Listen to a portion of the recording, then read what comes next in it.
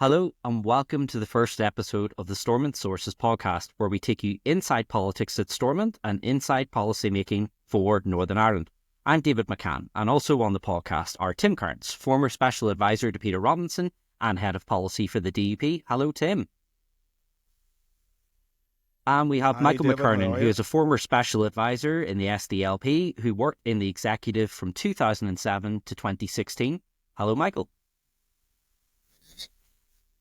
Hi, David. Michael, Hi, Tim, this is our first episode. So just before we get into to the topics that we're going to look at today, let's talk a wee bit about the podcast that we're looking to do and looking about what we're kind of hoping to achieve. So we're saying at the start there, we're looking to actually just explain the policy making process. So Tim, just a wee bit about where your background, your backstory, and again, what you're hoping to do in this podcast. So why are we all here on an early Thursday morning?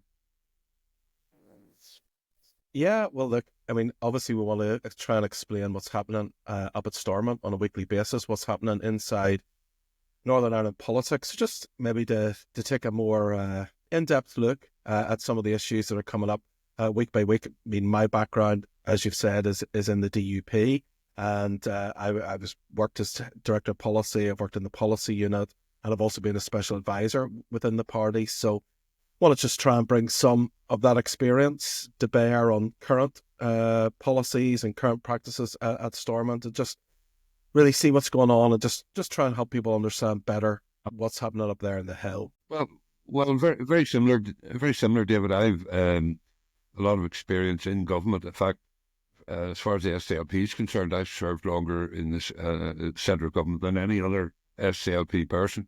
But Tim and I have been in executive meetings for years. And, we've seen what really goes on and what's really motivating people, what's really driving people, and also building up really good understanding of the system.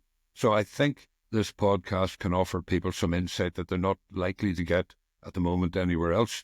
The other thing I would just say on a personal note is that we're probably going to come on and be quite critical of politicians or ministers or whatever.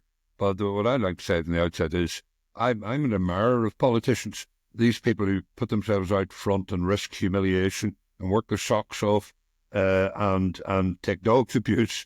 I'm kind of on their side. They're on the side of democracy. So I'll just put that in before we start turning them to shreds. We actually have a lot of regard for them. It sounds, Michael, like you want to go back to being a Special Advisor of the SDLP ever got a ministry again.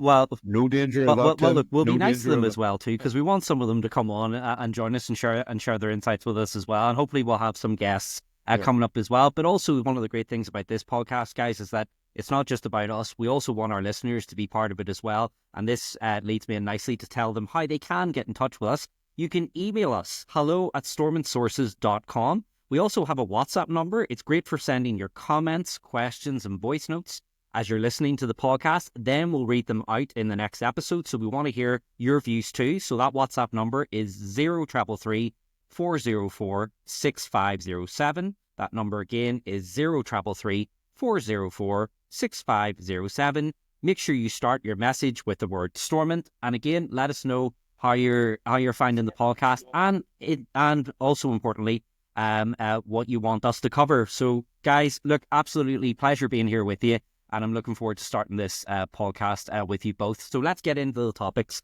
So on the podcast today, we will look at the budget bill going through the Assembly this week. So budgets, believe it or not, they're a rare occurrence in Northern Ireland, but the Executive's budget bill has passed its second stage and will go on to further stages. But the key question we're asking today is, will it change anything? And are the reform proposals behind it enough to turn around many of the faltering public services here in Northern Ireland? We'll also talk about proposals in the Chamber to look at MLAs' pay. So we're asking, do MLAs deserve a pay rise? We're also going to take a look at the legislative programme, Stormont's legislative programme, and the progress they've made 1 year into the restoration of devolution. This came up in the Assembly this week, and we'll be looking, is more legislation, better legislation, and better for government in Northern Ireland? So Tim, Michael, let's kick off with our first topic. We're looking at the budget bill going through the Assembly. And Tim, I'm going to start with you on this. First of all, again, it's not always that we get a budget. We've more often than not had a Secretary of State setting them for us when the Executive has been down.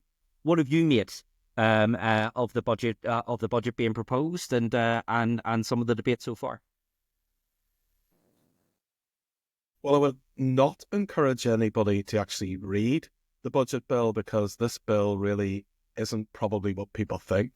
This is just little more than tidying up and a few sorting out a few executive housekeeping issues at the margins. I mean, this is not what Rachel Reeves did last November when she, went to the House of Commons and announced huge ways in which taxation and different things were going to affect the entirety of the UK.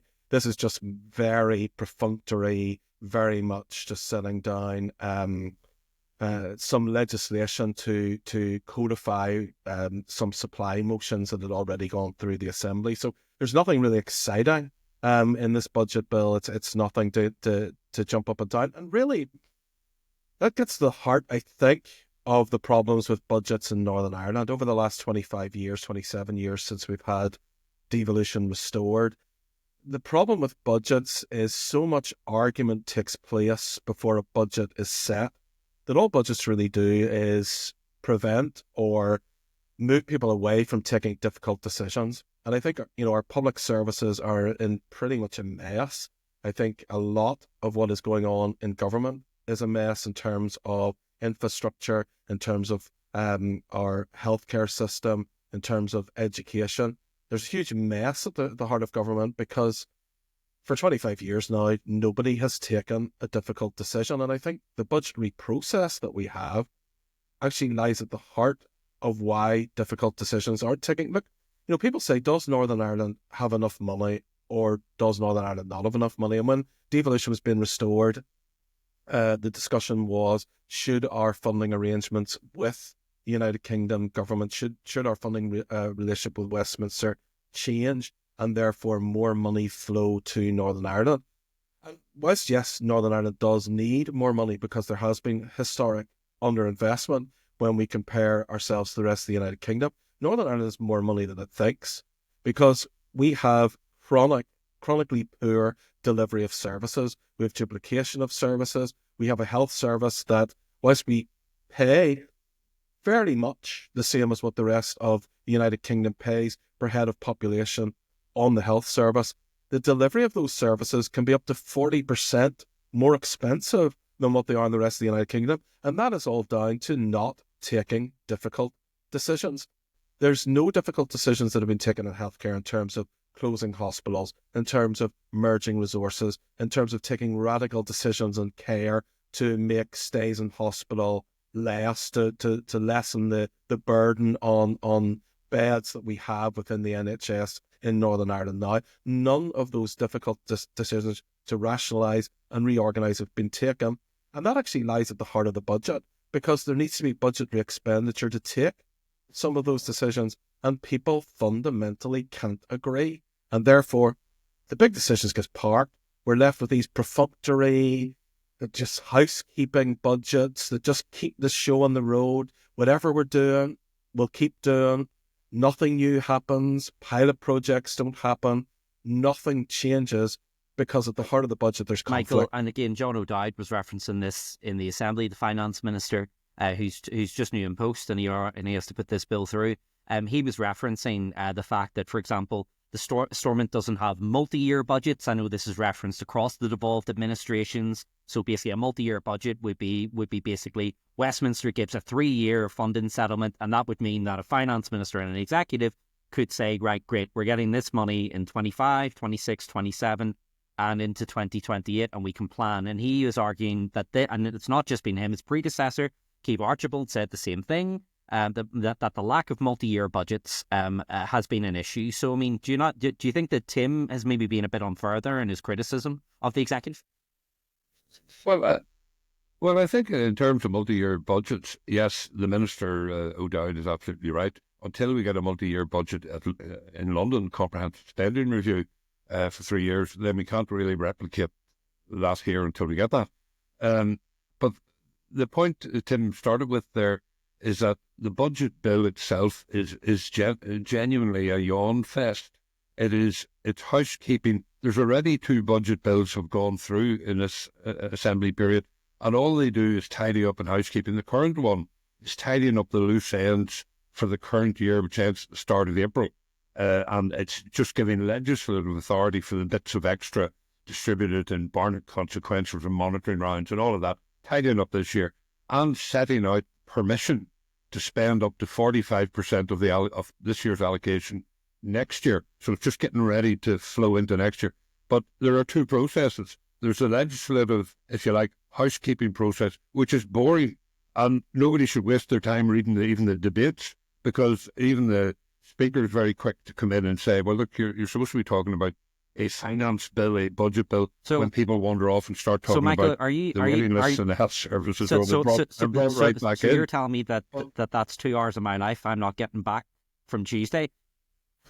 Yes, that's correct. And I would tell the public not to make your mistake, David, and to go and look at the budget. This is a political, if you like, stream.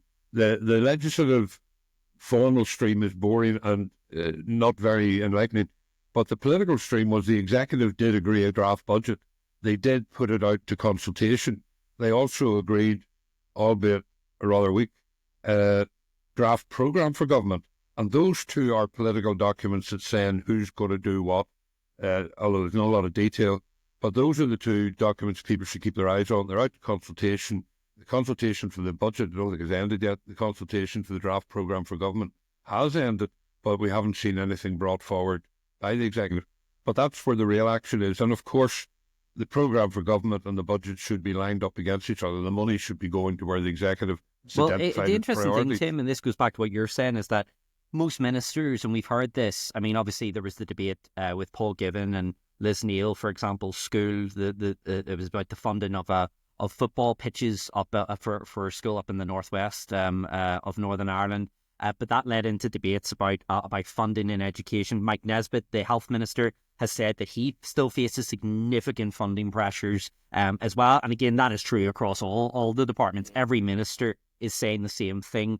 Keith Archibald, when she was the finance minister, talked about the bids that come in from ministers, and this is where ministers bid for money for specific projects. That demand well outstrips what's there, despite the fact that extra money has come to Stormont this year. I mean, Tim, you were saying there about the lack of taking difficult decisions, but I mean, I was writing about this the other week in the Irish News. People talk about reform as if reform, but for me, the key question is reform to what? Like, what does this reformed health service look like? We talk about reformed education, but what I'm still at a loss as to what these reform services look like. Well, I mean, take it back. If you talk about education, and you go back to 15 years ago, and there was supposedly radical change to education was going to be brought in through what was at that time called the Education Skills Authority, ESA, and that never happened. It became just the Education Authority, where we didn't want skills apparently. But that was a much wider reform of education, where the Catholic maintained sector, the controlled sector, the youth council, some element of employment of staff for voluntary grammars was all going to be brought into one body. And there could be no agreement on that. There just was no agreement to even take that reform, which would have had quite significant savings within the education sector. There was no agreement of what that body was going to look like. So all that simply happened was the Education Library Boards just got collapsed into one Education Library Board, and that's EA. That's what we have today. And that row rumbled from about 2009, 2010, right the way through to, I think, 2013, 2014, before agreement actually came. So that's the problem with the heart of government. And, like I say that with a huge dollop of irony. I was part of the problem. I was one of the people who was having a row with John O'Dowd, the current finance minister, because we wanted the ESA to look a different way to what they did. We wanted the controlled sector to be in a different position than what Sinn Féin and some other parties wanted it to be. We wanted voluntary grammars to be in a slightly different position than where everybody else wanted it to be. And in the end, there was just no cut through. There was just no agreement. So we just simply collapsed the Education Library Boards into one. Yeah, another area where you can see very clearly where the reform's not happening and where it's needed. Obviously, it's health, massive waiting lists, all the rest of it. And there are reports already gathering dust that most people agreed were the right way forward. But if you take reform in health, what should we be doing? We should be centralising specialisms, which means taking some services away from outlying clinical spheres. We should be localising certain services that don't need hospital treatment that can be done in your local clinic. We should be making greater use of technology and e-health. And then there should be a new emphasis on preventative health to stop people getting ill in the first place. Now, that's a big programme. It's not happening. And yet yesterday, the health minister resurrected and announced with great glee a new children's hospital to be built, although that's been on the stocks for over a decade. But I was just having a quick look at it and brought to mind the Belfast Transport Hub. The new hospital is estimated to be 670 million. And the way big projects go here, it's probably going to be a lot more than that. And it's 155 beds. So it's over £4 million per bed. You know, that's what we're looking at here. And the health minister and the deputy first minister are out gleefully announcing this good news. Meanwhile, the reform's not happening. The transformation. Well, I wonder, Michael. I mean, you were obviously involved in with one of the minority parties at Stormont, and I seem to remember, and this is maybe another blot in my copybook. I seem to remember it was your minister was Alex Atwood at the time. Danny Kennedy, he was in what's now the Department for Infrastructure, Regional Development at the time. And basically, your two ministries got absolutely gutted by the big parties at the time. So DUP and Sinn Féin bolstered their own ministry, gutted DRD. You were in the environment at the time, weren't you? And so how I wonder at that time, like how did you feel? Because obviously that's where Mike Nesbitt is now. He's one voice at the table with the bigger parties closing in. So if you're Mike Nesbitt, you've got the experience of us gutting you. So how was that like at the time? What did you do in your department? I'm still recovering from the trauma of all of that. But what I did, I mean, went in with their eyes open. The power lies with the two at the centre, the Sinn Féin DUP. That's where the power is, nearly all of it, in the new system. Even ministers are constrained with what they can do in their own department if it's not to the liking of the parties at the centre. But I mean, when you understand that at the start, that's the game you're in. You mentioned Danny Kennedy. I mean, one of the things we did with Danny Kennedy, he was infrastructure, and one of the where the SPADs can take a little bit of credit is there's a row brewing over this new road that Danny was building in Enniskillen, and it was running over a Cranwell, an ancient heritage site that my minister Alex wanted to preserve and protect, but it was costing Danny money every week that got delayed with the archaeology and so on. But he still had to do it, and there were lorries driving over this thing. But we got together, and Danny and Alex were about to have a row about it, but the SPADs got together and we basically did a deal that we'd throw every archaeologist in Ireland at this for a month, and we would pay Danny from the DOE budget. We'd pay Danny the money that he was losing in contractor payments for delay. And that ended up quite amicable. And that road, just as an aside, was also wanted by, he was under a lot of pressure to deliver it, because that road was wanted by the United States, because the G7 was taking place at the Loch Earn Resort in Fermanagh, and that was deemed to be one of the escape routes for the president should he come under attack. So, anyway, sometimes even when you're a single minister, single SPAD, you can still get a few things done. Is this not? So I wonder. I think we're just kind of coming up to the problem with kind of the political dynamics in Northern Ireland, because typically, and I get that whenever people hear health discussion, people go, "Oh, here we are." People sitting in the Greater Belfast area once again pontificating about closing services. And, you know, it's all very well and good for them. All that you mentioned, the transport hub there, Michael, and John O'Dowd, when he was the infrastructure minister, said he kind of got in trouble for telling the political truth, and that anyone outside of Belfast would be looking slightly askance, wondering why people are complaining about this new transport hub when maybe there are some towns that are lucky if they're seeing 2 buses a day. So is that not really the essential issue? Really, is the political dynamics in Northern Ireland just don't allow this, because the political dynamics in Northern Ireland, getting away from the constitutional debate, really do often come down to East versus west. Basically, you've got the Greater Belfast area and you've got the west of Northern Ireland, and the problem is you've got a lot of rural MLAs who are saying you can't close services in our area. We don't have the infrastructure.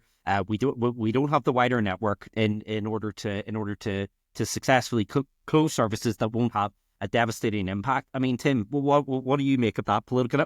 Because that goes across part. I mean, we all talk about the Bengoa reforms of 2016 that were proposed, but when the rubber would have started hitting the road, I'm just not sure that would have that those changes would have been politically tenable.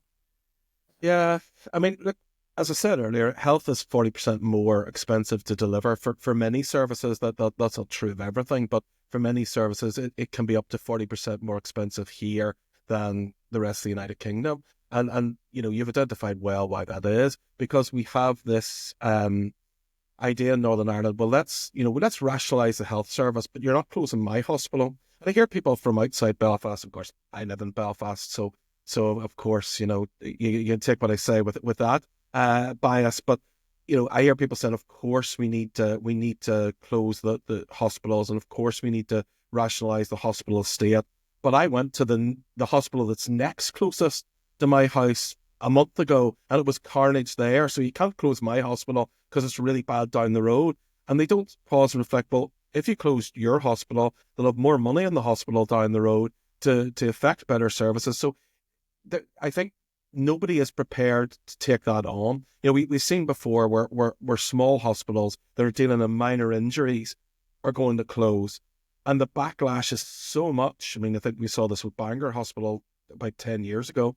The backlash is so much that the health minister just recants and just lets that hospital stay open. And it just comes back to that fundamental problem. We can't even take easy, difficult decisions, let alone difficult decisions. And that's a fundamental problem with our budget, how our system's set up. It's completely set up towards keeping the status quo.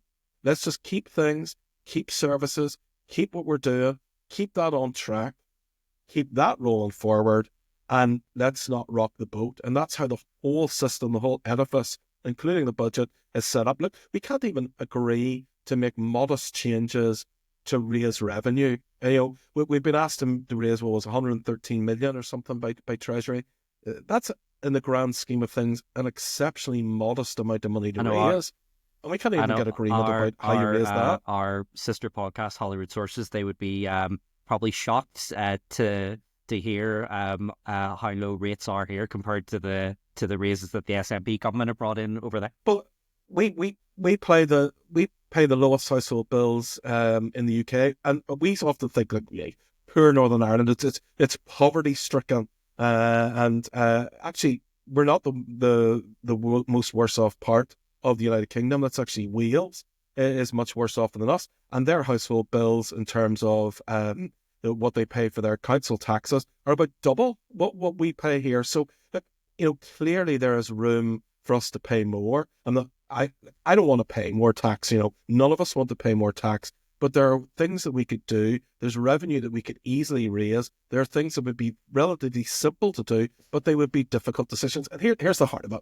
MLAs do not want people phoning up their offices and complaining. So it's easy just to keep doing what you're doing, keep the budget at what it's at, keep delivering what you're delivering, and forget about, leave the hard Michael, choices to the next assembly. I just wonder, because you're obviously an SDLP man, now the official opposition, is part of the issue around this, and I'm not blaming, before I get Matthew O'Toole or Claire Hanna onto me here, I'm not blaming the SDLP, but obviously if the executive do these things, there is an official opposition that's outside the executive, and that Bengoa would have faced this from 2016 when we also had an official opposition then. You will have you'll have parties out there, you'll have their MLAs standing up and saying, not just the SDLP, but you'll have Jerry Carroll, you'll have from People for Profit, you'll have the Traditional Unionist Voice with Timothy Gaston, Claire Sutton standing up and saying, oh look, you're closing services, you're doing this, you're doing that. I mean, that's a political consideration for the executive too. Well, yes. The opposition will oppose, and you can expect that if somebody's going to actually take a hard decision, it'll probably get opposed. But before that, it'll be opposed before it ever gets out the door anyway by the parties that are in government. I mean, I remember Michael McCarnon as health minister going on the picket line with the health staff. the idea that something would close down just generates huge opposition right across the parties. And we've had many situations where there was a proposition to reform the Bengoa report mentioned by Tim. Everybody agreed with what was in the Bengoa report, but nobody wants to do it because they know it's going to hurt. And if you centralise services, you take them from elsewhere, and that area loses out. The only thing is, what they don't seem to have accepted, which is the central argument in all of this in health, is that if you, for example, if it's a case of stroke or heart attack or something like that, you're probably better off going in an ambulance down the road to the Royal or the City Hospital, where you'll get the absolute best expertise in Northern Ireland. You go to your local hospital with your heart attack, you mightn't survive. You just mightn't be the same level of expertise there. So there's no need to retain that service. It should be centralised. People accept that until somebody goes about doing it, and then it's unacceptable. David, I mean, coming back to the opposition, and I'm intrigued by your question, and I ask you as a political observer on all of this. I mean, you're not neutral, so I mean, you've observed all of this. I mean, how effective do you think? I think there's two questions. How effective do you think the opposition have been? And secondly, I think a question for you is, has that effectiveness cut well, through? I think in terms of the so I was listening, Matthew O'Toole went to Ulster University. Give a shout out to my home university here on Tuesday night and delivered a lecture on accountability in Northern Ireland. And ironically, the statement was responded to by Stephen Farry, the former Alliance deputy leader and former Minister for Employment. And sounds like an awful. No. To be fair, it was interesting actually. In terms of the fact that, look, when you're in the opposition, right, because it is such a new concept in Northern Ireland. Again, the last opposition only was there for 6 months. I actually think that opposition, I know there was after the 2017 snap election, it was all, well, the opposition failed, I actually think the opposition was massively successful. I think they helped bring down the executive. Actually, I think that the DUP and Sinn Féin together, raising the temperature of our RHI and basically doing the things with the confidence motions against Arlene Foster. I think that was actually incredibly effective in terms of what they did. Now, this piece is different for the SDLP because, one, the SDLP last time and the Ulster Unionists were out of government by choice, whereas this time the SDLP are out of government because they just didn't get enough seats to go in. So they're in opposition because they don't have that support. So in terms of that, it's a different space. The other thing I would just say is that the SDLP have the official opposition all to themselves, which I don't think is necessarily a good thing. I think Doug Beattie, when he was the Ulster Unionist leader, I think they should have followed the instincts of their leader. I think going into government has been very difficult for them. They haven't had the boon or the bounce that they may have expected. I mean, the Ulster Unionists, to their great credit, and I've always said this, are, I think, the only party that have ever taken the Department of Health when they didn't have to, when there were other choices there, that they didn't just do it in 2020. Well, agriculture was the only other choice. They could have taken that time in 2020. They didn't have to. And same thing in 2007, they didn't need to take health. Michael McCarnon went in there. But the problem is that electorally, that wasn't rewarded. Electorally, they got zero. They went backwards in 2011. Aside from Robin Swan, no one else got a benefit of that in 2022.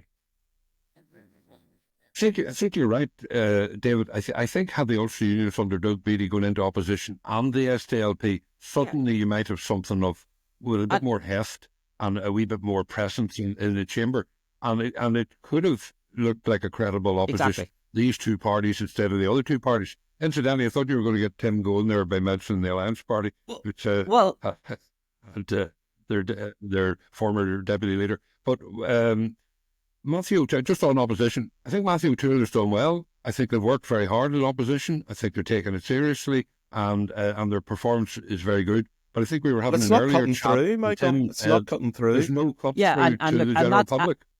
It's not cutting through at all. And that's part of the issue. I think this is the issue across the devolved legislatures, right? In that people have said consistently that people aren't rewarding kind of policy. You've seen, for example, in Wales, they've had the same government in various different iterations, minority, conflict supply with Welsh Labour. The SNP are now 18 years in government, heading towards 19. And if the polls are right, and again, Holyrood Sources had a poll out earlier this year, are heading to be the largest party again and the ultimate drivers to be in the next government. So that will mean that by the next spate of assembly elections, you will have had Welsh Labour in for nearly 25 years, the SNP also, in for more than 25, the SNP heading towards 25 years potentially, and the DUP Sinn Féin, who, even though we haven't had government, they've been the largest parties here for 21 years. So in terms of the churn of devolved change, really, aside from Northern Ireland in 2003 and Scotland in 2007, we haven't had any really big switches and big changes in policy or political actors in there. So I think that's more a general issue of devolution. And again, look, on the wider opposition piece, I just think in terms of numbers, in terms of boots on the ground, I think that the more people you have there, the better. I think the big question will be, and again, the Alliance Party conference is next week, and we'll focus more on them in the episode next week. But I just think something to touch upon is, after 2027, I wonder, will there be a drive within the Alliance Party that maybe they are better served in the next term going in the opposition and being the clear leaders of the opposition and giving a clear alternative to that. But again, I don't want to preempt next week, so we'll get into that. I'll definitely be next week's chat. Thoughts on that next week. But anyway, I want to move on to our next topic as well, and it's kind of slightly tied into what we've just talked about, the legislative programme. And again, talking about the opposition, this was a question posed by the leader of the opposition, Matthew O'Toole, to Emma Pengelly, the Deputy First Minister, talking about Stormont's legislative programme, or lack thereof. Talked about 7 bills just being proposed by the executive over the past year. Now, Emma Pengelly, I thought her response to Matthew O'Toole was actually intriguing. She came back and said, and I have to put my hands up, I did a survey of this once for Slugger O'Toole about 10 years ago, talking about a do-nothing executive, not passing enough bills. She came back and said, well, look, in comparison to Wales, we've proposed 7 to their 6. And also she said, look, we can't assume that government action is only determined by the bills that they pass, kind of almost like the government that kind of passes the least amount of legislation is sometimes better. Michael, what did you make of the exchange between the leader of the opposition and the Deputy First Minister? And they said, first of all, do you agree with their premise that we can't quantify government performance by the amount of bills they pass? Yes, it's not quantity, it's quality, but I think they're both right. I think Matthew O'Toole is right to draw attention to legislation that has been promised but hasn't arrived into the chamber. I think he's right to be critical, or he's entitled to be critical of that. And Emma is also entitled to say, well, look, we were doing more than Wales, and anyway, you don't measure it by the quantity of bills. But and when you look at what is coming forward, if you dismiss the perfunctory budget bills, there really is very little else.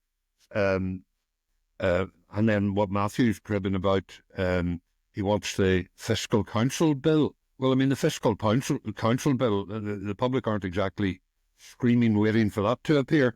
There's more action, incidentally, there's more action in the area of private members' bills and proposals for them rather than the executive legislation. There's nothing radical. I mean, they're not doing anything, for example, on the really tough stuff like legacy or health or anything like that. It's all, minor stuff.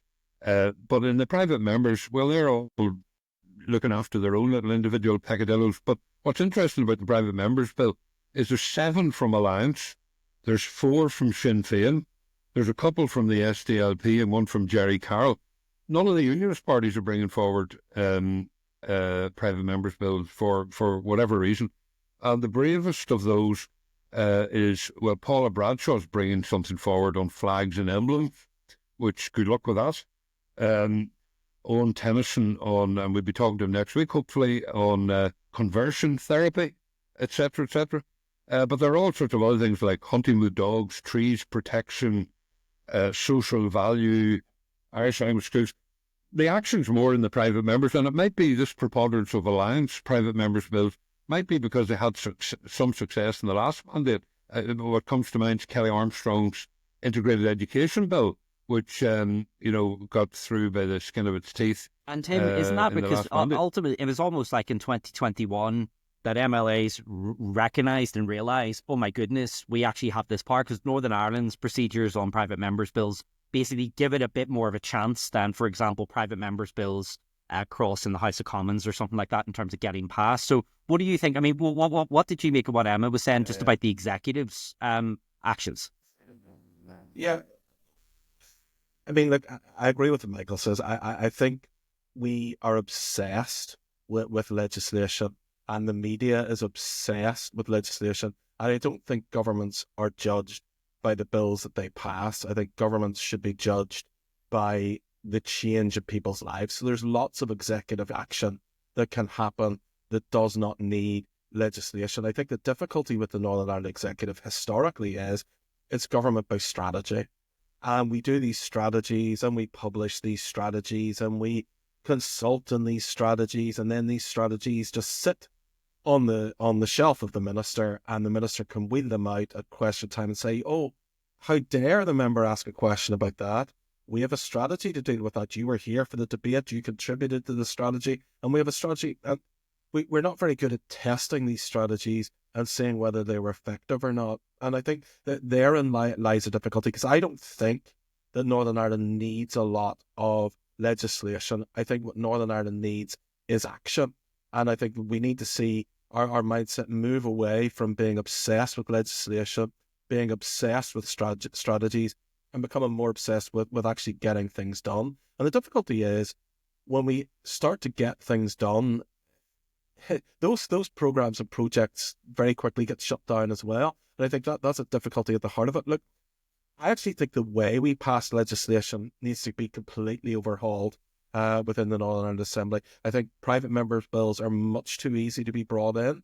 I think it should be easier in the House of Commons, but it should be a little more difficult than what it is in the Northern Ireland Assembly. I think we need to restructure the committee system. We actually need a bill committee for each bill, not that the bill goes to the general subject area of the minister who's in charge. We need to have proper bill scrutiny, and maybe we move to the Scottish model where you've got that sort of pre-scrutiny by a bill committee before it comes to the first reading in the House. So you've got that pre-legislative way of trying to amend and rework the legislation. I think the whole process actually needs amended, because I think very often we just come forward with bad legislation. Look, we rushed through free parking for all health service properties at the end of the last month. I think that was a private member's bill.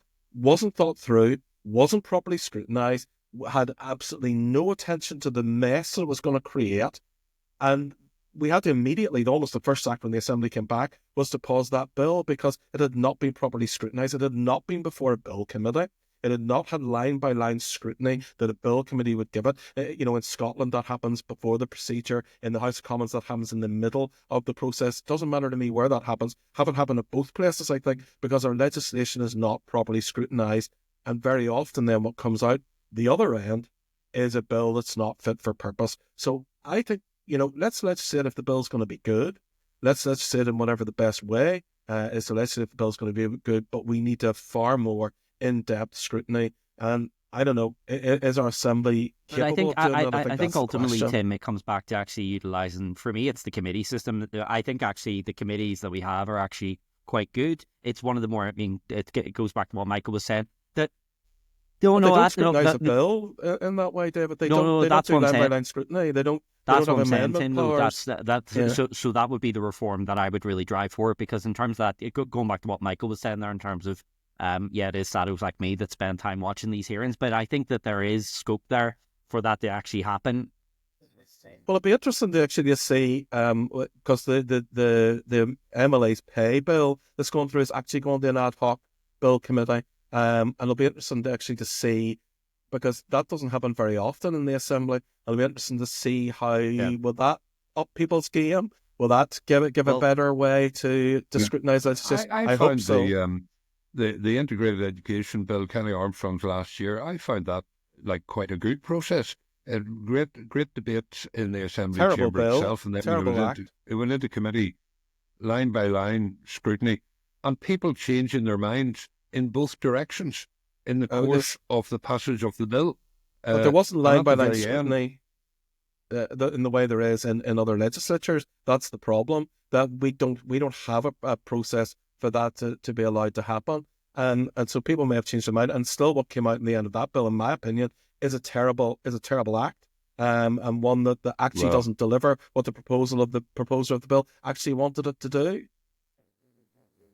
We'll wait and see on that one, but I thought it was a step forward, and I thought the debate was actually very good debate, the quality of it, and all the and there was, and we'll try and get we'll make a note to get Kelly on at some point to talk about that bill, because it was actually just because we remember before the last Assembly election, literally from really January through till the Assembly was dissolved in the March. Obviously the executive came down in the middle of that. But there was that rush of private members. Now, I know Edwin Poots has tightened up some of the procedures as Speaker. I know he has tightened up some, and that has caused some consternation as well. But again, I think I think Edwin's to be massively I agree with Tim on the scrutiny piece in terms of actually, but where I would do that is the committees. I think that the committees are there. I also think that the committees also, believe it or not, actually function reasonably well here. I mean, for example, you see even across parties. So Deborah Erskine, for example, DUP MLA from Manus South Tyrone, actually had a pretty good relationship with John O'Dowd, Sinn Féin Minister for Infrastructure, and I think that's the way that system should work. And I do think that does it. Matthew O'Toole had a good relationship with Kate Archibald when she was Finance Minister. So again, but if we are to move that system, it will actually require probably junior ministers being appointed, because obviously that's what's required which I have no problem with, and that leads us on nicely to our last few minutes and our final topic. There was a bill that went to the Assembly this week that will alter the way, take account of maybe some other criteria in determining how MLAs are paid. Now, it'll still be done independently, but this new board will take account of for example, pay rates in other jurisdictions. So some people may be surprised to learn that our MLAs are paid actually quite a bit less than MSPs in Holyrood, and also our MSs in Cardiff. The pay difference is actually quite substantial, as much as about £18,000. So Tim, I'm going to go to you first on this. Now, the proposal, there is no proposal as to what that pay rate should be, which should set that out quite clearly. But people, of course, we've had opposition from People for a Profit, Traditional Unionist Voice, talking about this. So what do you think about the proposal? Should we be paying MLAs more? This debate's interminable, and it just needs to end, and it could be ended very simply, very easily. Could be ended overnight, and I think what you need to do is just pass a piece of legislation where you just peg MLA's pay to an equivalent grade within the civil service. So I think, I'd already put out some of this out on Twitter, and I think I'd said, look, an MLA should be a grade 6. Committee chair should be a grade 5. For those of us not familiar with the civil service, what does that mean? Yeah. So grade 6 would be the second grade in senior management. So you get about £65,000 a year. Grade 5, that would be, now you're coming to the mid-senior position. And if a committee chair was paid that would be about 75 grand. And then if a minister's a grade 3, that's about 100 grand. That's now, you're getting into the upper echelons of management within the civil service. At grade 2, that's a permanent secretary. They get about 130k a year. And that's what DFM should get. And I think you just peg MLAs, committee chairs, ministers, and first and deputy first minister to the lowest point on that grade. And then they will benefit from the annual increment, whatever that is, the inflationary increment that happens every year. And then you never need to talk about this ever again. They'll be paid slightly less than what happens in Scotland and Wales. And I think that's right, because there's more MLAs per head of population here than in Scotland and Wales.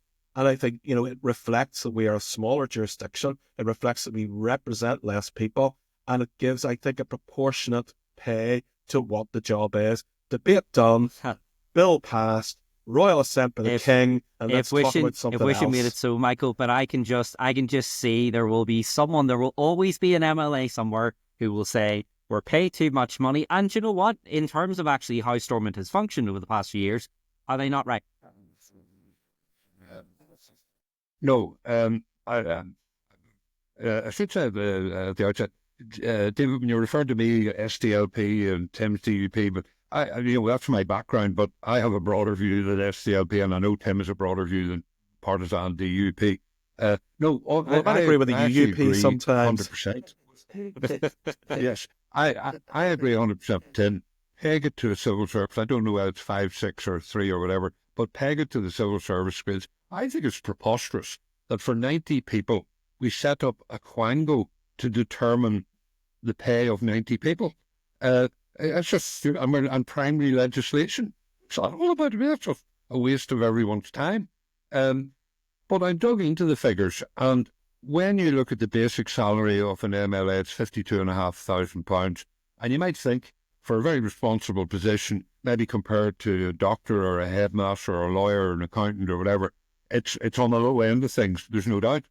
But there are very many allowances. For example, all MLAs get paid expenses to go to work, and it's not day-to-day claiming mileage. They get an annual allowance for the cost of going to their work, which most other workers in society do not get. And if you're from Anna, South Tyrone, that's $7,000. You know, can I just jump in there and defend MLAs? People do get that. If you work, if you have an office that's in 2 different places, one is your home office, and you will get paid legitimate expenses to go to the other office that you work in. And MLAs are exactly the same. So let's not, judge MLAs by a standard that we wouldn't want to be judged by. You do not get paid to go to work. If you have 2 offices, and an MLA has an office at Stormont and an office in their constituency, the home office is declared as the office in their constituency, and they get expenses to go to Stormont. That is completely normal business practice if you work in 2 locations. I mean, so why would we judge MLAs any differently? I think it's easy to put. That's not even related to 2 offices. I mean, I don't want to go into it, but they get that. Yes. They also get an allowance for travelling around the constituency, a fixed sum. Then so many are on extra allowances. Hold on, Michael. Hold on, Michael. If you go out in your car and for your work, then you'll get paid an allowance as well. There are 10 ministers. The deputy first minister get 120,000 each. Other ministers get 90,000, 90,500. Speaker gets 90,500. The deputy speaker, the principal deputy speaker get more. The committee chairs, there's 10 of them, they get more. The Assembly Commission gets more. Junior ministers get more.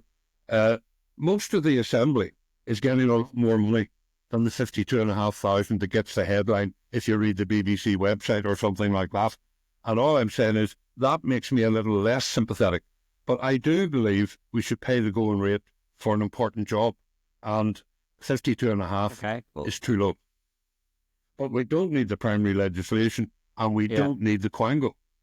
For goodness sake, it's easy to put the boot in here, and we would expect MLAs to live in a different way than what it is in our employment practices as well. I mean, we all get mileage when we're going out and about, and if we see clients outside the office and we drive to where they are within the geographic area that we work in, we get mileage for that, and that's what MLAs are claiming too, and they're entitled to claim that. I think the debate just filters into the wider just lack of confidence and stuff. I'm by the way, I have no issue paying politicians well. It is, as you say, Tim, it is a really, I know it's kind of a cliche we say in the media. Well, it's a very hard job. It is a hard job. Like, you think about it. Like, I remember doing an interview with two former MLAs, and and one of them said to me, look, all you're dealing with all day is people's problems. People only come to you with problems, and that's a great privilege to be able to solve that. But it is a taxing thing. If you think about it, every day you're dealing with problems, Well, but if we want better quality MLAs, right? So just imagine you are a solicitor or a teacher or something like that. You're head of a department in a secondary school, and you think, I want to be an MLA. Well, you'll have to take a pay cut to be an MLA. You'll have to give up job security to be an MLA. You'll probably have to give up if you don't get re-elected, you're going to have to give up that pension security to be an MLA. And we're asking people to do that. And then you can't go out and about in your constituency without people coming up to you and asking you questions. You become a more prominent person. You can't do what you did before. And we're not going to pay people for that. This is a difficult job. It's a job that actually consumes a lot of hours in every week. It changes people's lives and how they can interact with their friends. And, I think people need to be remunerated properly. Okay. I agree with that. Although I did a little survey when I knew we were going to be talking about this, and I asked a lot of people I know, just casually, do you think MLAs should be paid more than 52.5 grand? Yeah, and not one agreed that they should, I believe figure. they should. Go for it. but I mean, yeah, and does. who says podcasters are out of touch with the public? By the way, Michael, I thought you were going to announce I your just want defecting. MLAs to note. I want MLAs to know who's the man who defended them on this podcast. Well, do you know what? I was more intrigued there. I thought Michael was going to announce he was defecting to the Alliance Party there when he was defending the integrated education bill and said, I said that don't attach me as SDLP. With his much broader horizon. The guy who's interesting me most, he's the principal opponent of the MLA pay thing, is the rather excellent Timothy Gaston of TUV. I thought we would lose a great character when Jim Allister left for Westminster, but I have to take my hat off to his replacement. He's every bit as entertaining He is and every crafting bit his own as style, but consistent. again, So we end on an get into the exclusive. TUV. Michael's going to the TUV. Right. Okay. Look, gents. Thank you very much for chewing through all that with me. Now, if you want to get in touch with us, just to remind you, you can WhatsApp us as you're listening with questions or comments. Ideally, use a voice note so we can play it on next week's episode. That number again is 0333 404 6507. That number again is 0333 404 6507. Just remember to use the word Stormont. That's all we have time for this edition of Stormont Sources. This is a new podcast with some familiar voices. We hope to every week take you on the inside of what's going on up in the Hill and across Northern Ireland politics. Thank you for listening in. Please keep in touch with your ideas, questions, comments. That's all from Tim, Michael and myself. We will see you next week.